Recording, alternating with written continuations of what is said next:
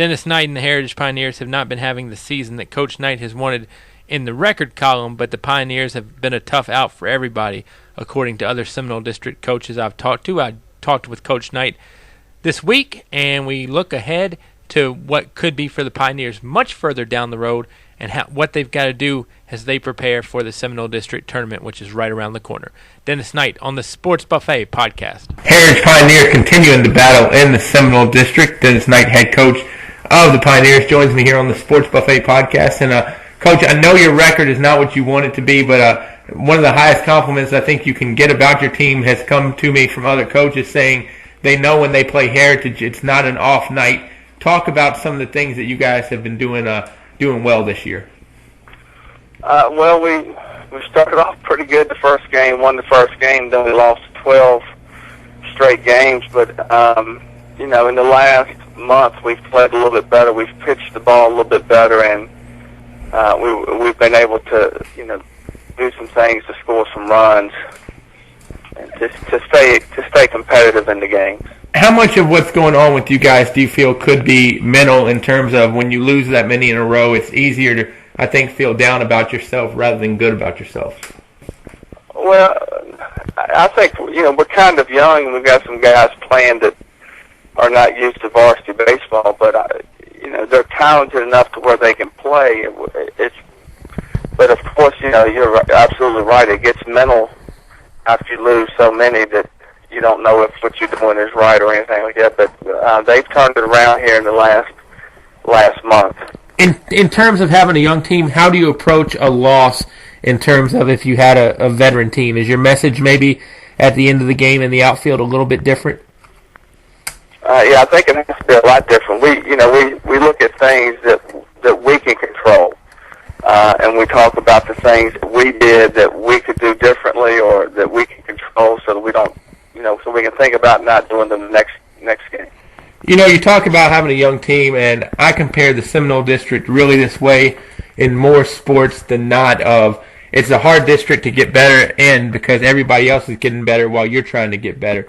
In terms of future, do you see that being a concern, or do you feel that your team, the older they get, everything's going to kind of, hopefully turn around? I think, anytime you take a team that has young players, and that's been the case, for many schools in the Seminole, that, each year they kind of get better and stronger, and they understand what they need to do in the Seminole District to win. So I think that, I don't think we're going to stay even. I think we'll move a little bit ahead of people some in the coming years. If Heritage is having a good day, tell me who are some players that normally are key for you guys to be on top. Well, I think our leadoff hitter has done a good job this year, Marshall Davis. He really battles pitches at the plate. He's come through with some big hits and some big times when we've done well. David Pultz, whether he's catching or playing second base, has been instrumental with his leadership. And the last month, two pitchers, Tyler Mollahan and Graham Crouch, have been pitching pretty well. That's kept us in games. I think one thing too that's important is in any sport, if you have a young team and your guys make mistakes, it's almost better if they know what the mistake is before you can tell them. Do you see that guys know what they did wrong before you have the chance to coach them? And do you ever kind of quiz somebody of, hey, what do you think you did wrong in that situation, or what can you do better in that situation? Well, we try to conduct our practices where we're teaching the players the game of baseball. So if something comes up in the game, our hope is that we've already covered it in practice. So I think they know when they make a mistake, and I don't have to harp on it with them because they're intelligent. They understand the game of baseball, and they know when they don't do something right. What's the most challenging part about running a baseball practice? Just because from the outside looking in, it seems like there are only so many things you can do in a baseball practice before it really could get monotonous.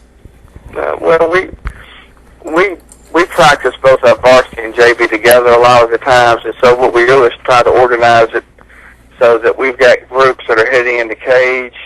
We have the luxury of having 2 full cages where we can split into 2, maybe 3 half cages, or 2 half cages and a full cage to work with the pitching machine. We got coaches that work with specific positions, so we'll have position instruction.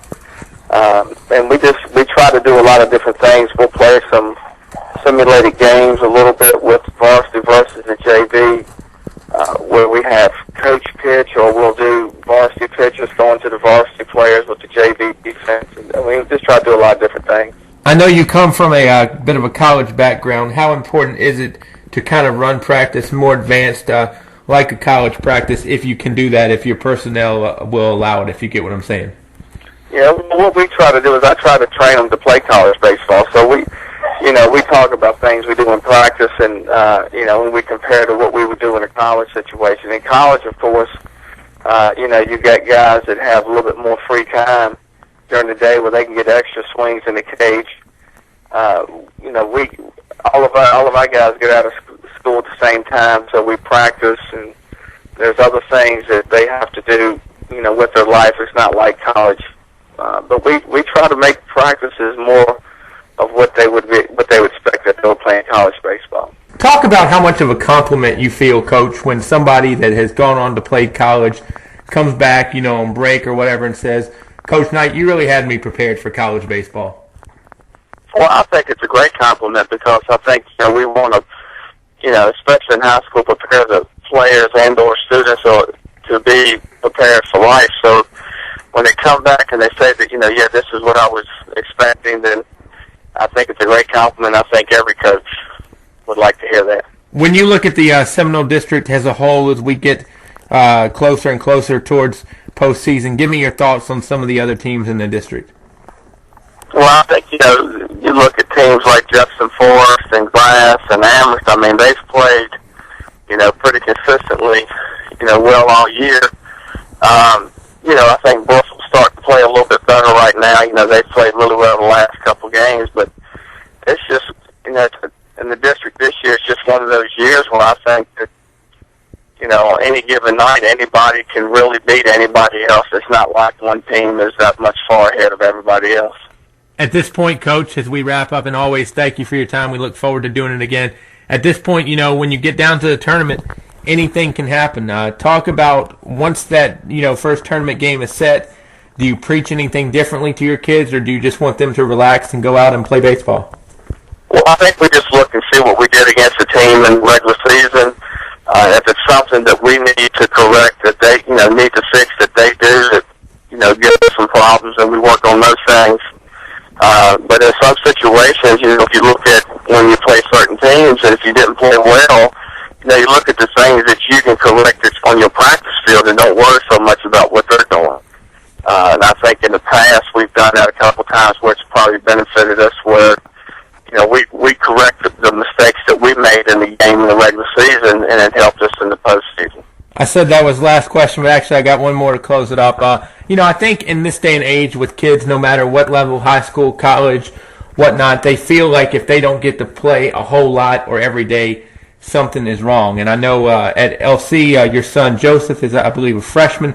Hasn't gotten to play a whole lot, obviously, because LC's got a lot of good seniors, juniors, and sophomores ahead. Talk about, preaching to a kid, no matter if it's high school or college, just because they don't play every game or just because they might not play many games at all, that doesn't mean they're not a part of your future, and that doesn't mean that you don't consider them important to the program.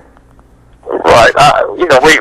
We discuss it with players all the time. I mean, it's, in this world, to be successful, you're going to have to learn to compete. And if you come to practice each day and you work to get better and better each day in practice, then, playing time will take care of itself. But if you sit there and you pout on the bench, or you get discouraged and don't decide to improve yourself, then, playing time will not come around.